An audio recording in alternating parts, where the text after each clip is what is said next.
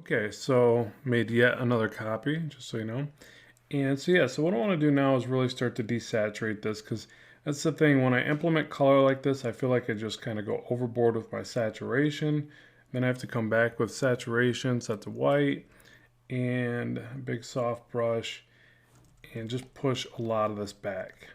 So that's what you're going to see me do here is just, I do want some of it, like I mentioned before, but I want a lot of this pushed back, so that it's not so in your face and all over the place. Saturation loses its flavor when it's everywhere. And this is something I've always kind of struggled with because I just like bright colors.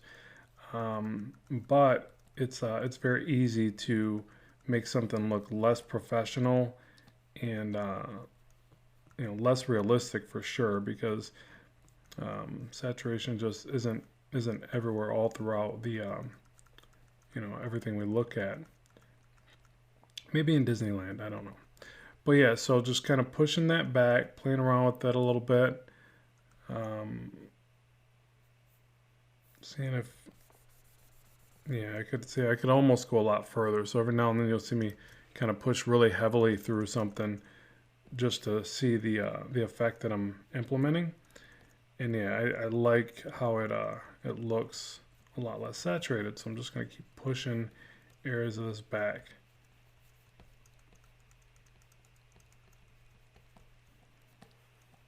And this really needs to be coupled with me adding a bit more shadow. So maybe I'll do that here first before I completely take all the saturation out of this.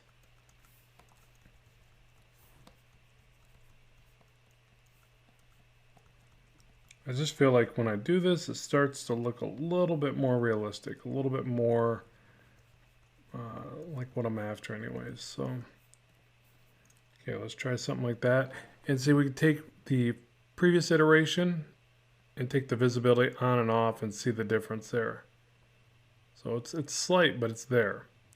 And in some areas not so slight, but okay, so now let's go ahead and add a little bit more shadow to this. And probably there's a couple ways to do this really. Like one of the ways that I like with this particular program, with a lot of programs, is you can just go to layer, correction layer, and let's try something like brightness contrast. Okay, now what this is doing is this is going to apply this effect all throughout the design.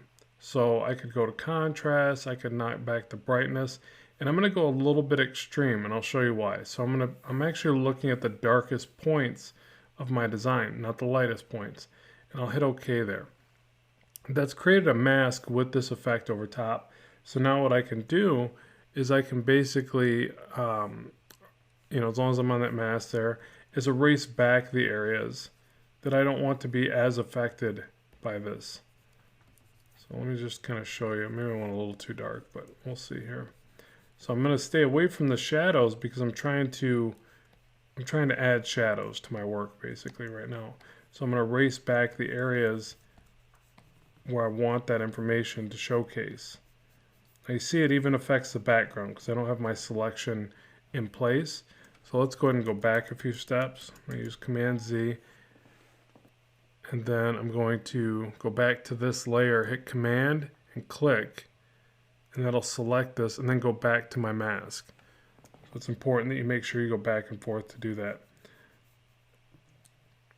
And let me just double check that I'm on my mask. So you'll see the little icon over there change as you do something. So I'm just making sure that I did get back to my mask there.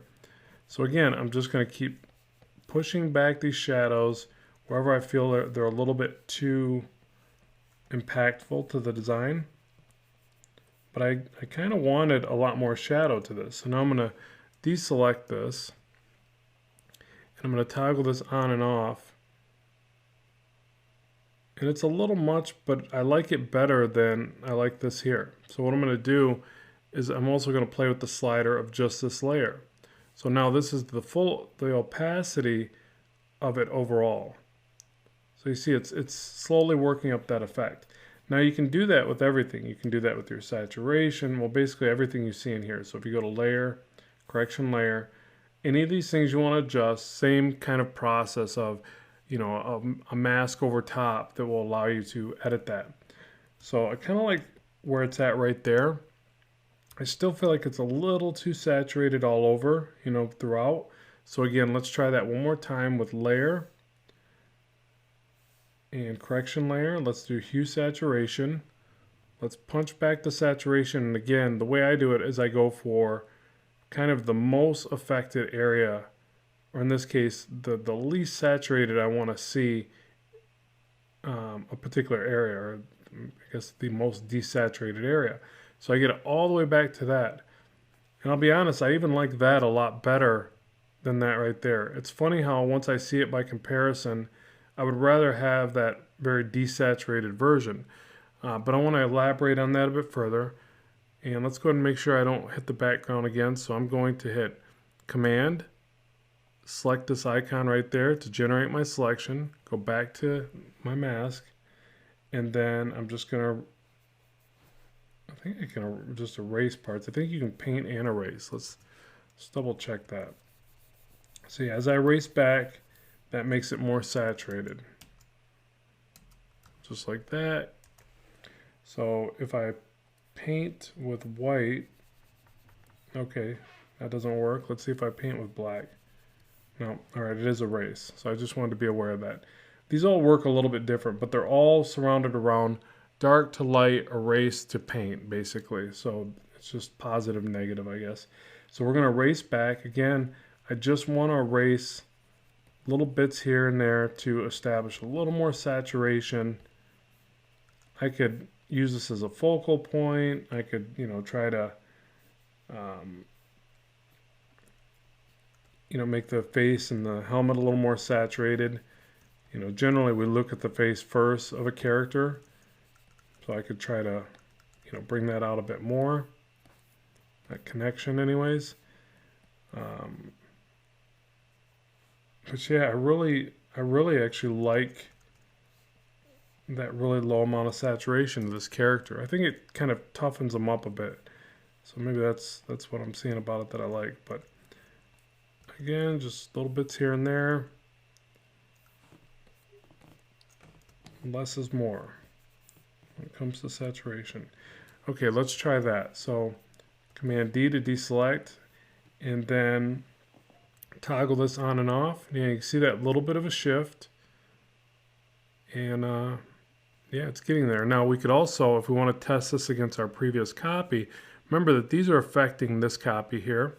So we could create a group, click, hold Shift, drag these into that group, and then we could toggle that on and off, and look how big of a difference that made. I mean, this almost looks animated and just childish, I guess. And then this looks a bit more refined to me anyways. So that's what I was after. Now, finally, once you get it to this level, like I said, don't underestimate the ability to sample what's here and really tighten this up even further. You could implement more texture, or, you know, some more scratches, some finer. You see we've got these big scratches, but if we wanted this to look, you know, even more detailed, we could just add some smaller little abrasions. You know, if you're really going to be viewing this up close, then that's when you start doing more of this little, you know, refinement or whatever. But what you can do here is go with, you know, normal mode, sample from the paint that's here, and you can really just play around with this in just normal mode. So what I think is important to do this anyways, even if you're not comfortable with this yet, is just practice with it, because what happens is you're eventually kind of you know, readying yourself, getting yourself ready to paint more naturally.